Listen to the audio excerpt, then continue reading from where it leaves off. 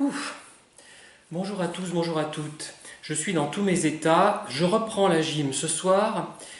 Et ce qui me tracasse, ce n'est pas de reprendre la gym, mais c'est d'être sorti en fait entre 8h15 et 9h15, 9h30. J'ai la flemme d'aller là-bas, c'est incroyable, hein. Pourtant j'ai envie d'y aller. Enfin voilà, voilà où j'en suis, voilà ce que les méchants vides intérieurs ont fait de moi. C'est pas vrai parce que j'ai toujours été comme ça, hein. Oh, ça m'angoisse de passer la nuit dehors. Moi, je suis pas du tout de la nuit, hein. Enfin, donc, plutôt que de me répandre en gémissements, je vais aborder l'un des nombreux thèmes dont vous m'avez fait part après mes vidéos. Malheureusement, il y en a plein en ce moment de thèmes intéressants que vous abordez dans vos remarques, mais je ne suis pas bien en forme, ce qui fait que je n'ai pas le temps de les traiter, ni l'énergie surtout, hein. Voilà. Mais là, je vais essayer de parler brièvement d'une thématique selon laquelle le vide intérieur, le pervers narcissique, le manipulateur, lâche sa proie quand il est découvert, et certaines personnes m'en font remarquer que pas toujours. Il ne lâche pas forcément ses proies même quand il est découvert. Alors, j'ai envie de dire, il y a deux choses. Il y a le fait d'être découvert, ce qui rend la victime moins vulnérable a priori, et également le fait que la victime, même si elle a découvert la problématique, le problème de ce vide intérieur, est-ce qu'elle va avoir l'énergie ou pas d'arrêter? En fait, c'est ça, je crois aussi. Déjà, première chose, c'est ça. On peut très bien prendre conscience qu'une personne est manipulatrice, perverse, nocive, mais ne pas avoir l'énergie de s'en aller, ou alors, plus exactement, d'être capable à un moment de s'en aller, mais d'être finalement très vulnérable. Et ceci, cette attitude, la personne manipulatrice le sent, je pense, le pressent. Et elle peut revenir à la charge, même si elle se sait découverte, et puis elle peut toujours embobiner la victime qui parfois a besoin de ce contact du fait de la dépendance affective, hein, qui existe encore tout simplement. Ça peut être ça.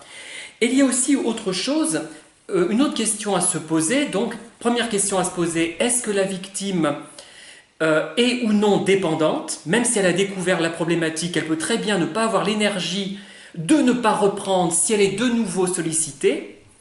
Et on a envie de croire toujours qu'il y aura un miracle, hein. C'est toujours pareil, on est tous pareils. Bon, il n'y a jamais de miracle, mais on veut y croire. Et une deuxième chose aussi que j'ai envie de dire, la victime est-elle seule ou accompagnée? Si elle est seule, à mon avis, le manipulateur pervers va se rendre compte qu'elle est seule, en fait, va s'en rendre compte, il le sait, et il se dit, bon, j'aurai plus de chances de la rattraper éventuellement, si j'en ai encore besoin. Voilà, ça peut être ça. Ça peut être aussi le fait d'être accompagné procure une aide morale qui incite à ne pas retomber et qui fait peur éventuellement à la personne manipulatrice perverse. Donc ça dépend aussi, je dirais, troisième chose, des manipulateurs. Il y a des manipulateurs qui vont, une fois découverts, arrêter, et d'autres qui vont poursuivre. Et il y a aussi la manière dont la personne manipulatrice poursuit.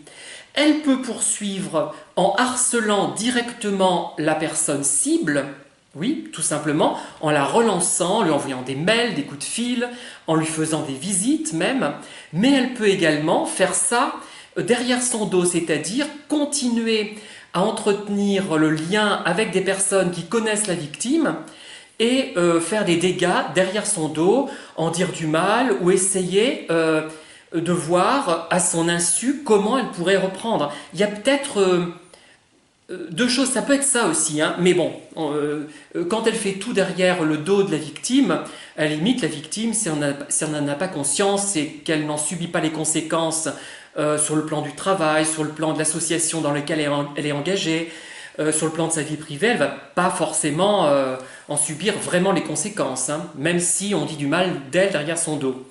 Et si on ne l'a pas lâchée pour autant, hein. Voilà, donc il y a des gens qui peuvent avoir l'air de vous avoir lâché, mais qui continue à s'intéresser à vous derrière votre dos et qui est prête, dès qu'elle sentira que vous êtes fragilisé, elle est prête à recommencer, voilà, éventuellement. Certains manipulateurs, par exemple, regardent des vidéos de leurs anciennes victimes, je le sais, mais bon, plusieurs même, hein, il n'y en a pas qu'un. Hein. Je dirais qu'il y en a au moins 3 ou 4. Et ça dépend donc aussi des caractéristiques de la cible, comme on l'a dit. Est-ce qu'elle est seule ou entourée, ou est-ce que finalement la cible paraît suffisamment informée, suffisamment solide pour ne pas succomber une nouvelle fois, si bien que le manipulateur laisse tomber.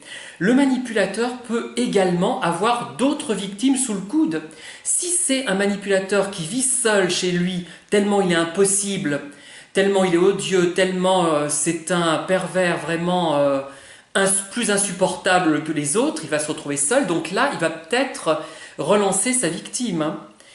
Et je dirais que ceux qui sont accompagnés, qui ont déjà une victime peut-être principale à la maison, peut-être ceux-là ne vont-ils pas relancer une victime qui a été précédemment harcelée, mais qui est finalement secondaire. Il y a peut-être aussi ça, il y a peut-être des victimes de premier plan et des victimes un peu secondaires, pour différentes raisons d'ailleurs. Hein. Une victime secondaire, ça peut être la victime d'un manipulateur qui est marié, par exemple. Hein. Il a sa victime principale à la maison, sa femme ou son mari, et il ne va peut-être plus harceler la victime secondaire si elle se rend compte de la chose, si elle prend conscience, si elle le démasque. Ça ne vaut pas le coup peut-être pour lui. Il y a peut-être ça aussi. Hein. Qu'est-ce qu'on peut dire d'autre? Je crois que j'ai à peu près tout dit ce que je savais sur le sujet. C'est un peu brouillon, hein, je regrette. Hein. Donc ça dépend en fait, comment dire, si le pervers se sent découvert, il peut continuer de façon directe ou de façon cachée. Ça dépend aussi de ses priorités. A-t-il une autre victime sous le coude? Se rend-il compte que sa précédente victime, celle qui est partie, elle est forte à présent et que le fait de la relancer ne donnera rien?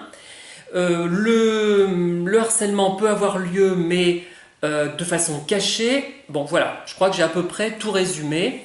Donc je m'excuse du côté brouillon de cette vidéo, mais je suis un peu, sans doute, fatigué par la chaleur à mon âge. Hein, vous voyez, hein, c'est... Surtout que j'ai vu un spécialiste des varices aujourd'hui. Hein. Rien de grave, pas besoin d'opération. Ça, même comment dire, le compte-rendu de l'analyse paraît tout à fait, comment dire, soft, hein, j'ai envie de dire. Voilà. Bon, désolé pour cette vidéo brouillonne, je ferai mieux la prochaine fois, peut-être demain, et j'aborderai d'autres thèmes que vous abordez à l'issue de mes vidéos. Et il y a plein de remarques intéressantes hein, en ce moment, et je m'en veux de ne pas pouvoir les traiter, de ne pas avoir l'énergie de les traiter. Il faut dire que je travaille sur un nouveau livre, enfin nouveau non, puisque je termine un petit peu, et que c'est un des ouvrages les plus difficiles que j'ai fait finalement. Il ne fera qu'une 50aine de pages, mais je veux vraiment trouver les mots exacts, être le plus concis possible et trouver le mot juste. Donc c'est difficile, et je le fais par petites touches. Je reprends sans arrêt tous les jours certains passages pour les améliorer. Hein. C'est vraiment un travail de longue haleine, et plus on avance dans l'écriture, plus on est exigeant finalement avec ce qu'on écrit. On évolue constamment. Au début, on pond quelque chose, on trouve ça génial, on se prend pour vraiment la 8e merveille du monde, mais au fur et à mesure, on se rend compte qu'on est finalement pas très bon. Voilà, donc j'arrête de parler, je vous dis à bientôt, et je vous promets une vidéo plus rigoureuse. Bonne soirée, comme dirait Alfred Hitchcock.